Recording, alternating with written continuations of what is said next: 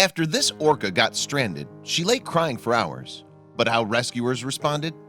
Incredible.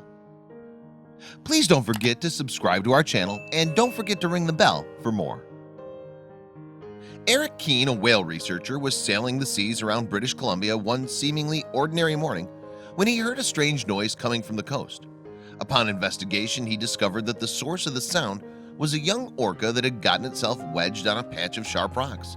What followed was an intense whale rescue like no other. Keane had been surveying the shoreline of British Columbia in Canada in July of 2015 when he made the heartbreaking discovery. From his boat, he noticed that the incredible creature was stranded on the jagged rocks. In fact, the whale was bellowing cries that were likely a mix of pain and fear. Keane knew then that he had to take immediate action.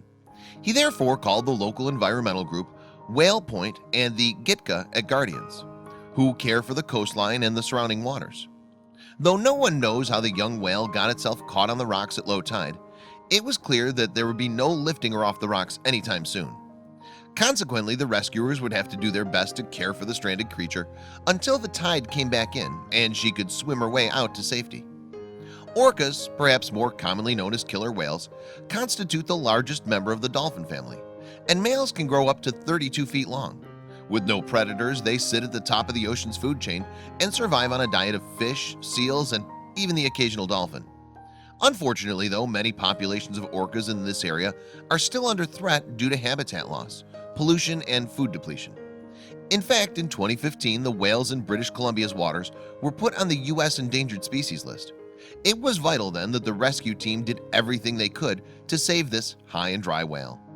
Their first task was to keep the young cow cool and wet. With the nearest big town, Prince Rupert, about 90 miles away, Keane didn't have time to go and buy special equipment, so he fashioned a pump out of the materials he had at hand. What he rigged together was remarkable. He literally got a pump and a hose, and we used duct tape. It worked, and we used that while others soaked sheets. Volunteer Janie Ray later commented.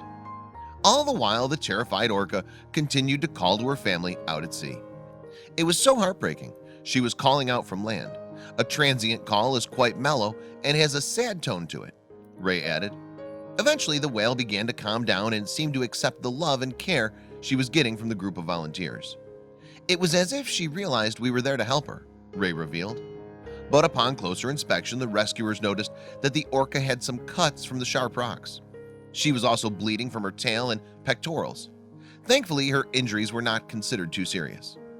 Eventually, after 9 agonizingly long hours, the sea level had risen sufficiently to the point where the team could remove their damp rags and begin the process of setting the majestic beast free.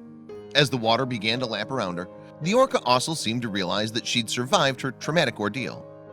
She kept lifting her tail as though she was testing out the height of the water, Ray explained. It was very intelligent on her behalf. Her level of patience was shocking because she just wanted to go. When the water was high enough, the young whale took off like a bullet, crying out as she did so.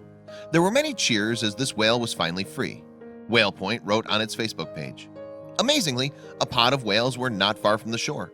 The rescue team were confident that the whales there were the orca's own family, waiting with high hopes that she'd be reunited with them. It was a very stressful, emotional day, Ray later admitted, but such a fabulous ending when she was set free. Bettina Sire, Ocean's vice president for the World Wildlife Fund in Canada, was watching from a nearby boat and agreed with Ray's account of the experience. It was heartbreaking to hear the vocalizations. The whale was vocalizing distress calls, and it was a very emotional experience, she said. Incidentally, researchers were able to identify the stranded whale by her signature tail fluke pattern. The whale is known as TO6982, and she's a 9-year-old female. Since she's known to them then, the team are hoping to get an update on the lucky whale soon. Indeed, the cow is part of a group of whales that return to the area each season. Whale researcher Herman Muter said, "What we hope for is we see her whole family again. She's alive and well, and she can live a normal life from now on." One thing's for certain though, without the constant help from the volunteers who worked tirelessly to keep her skin wet, it's likely that the orca would have survived only a couple of hours. Certainly, the team's quick response and Rocky Water Brigade gave this lucky orca another chance at life.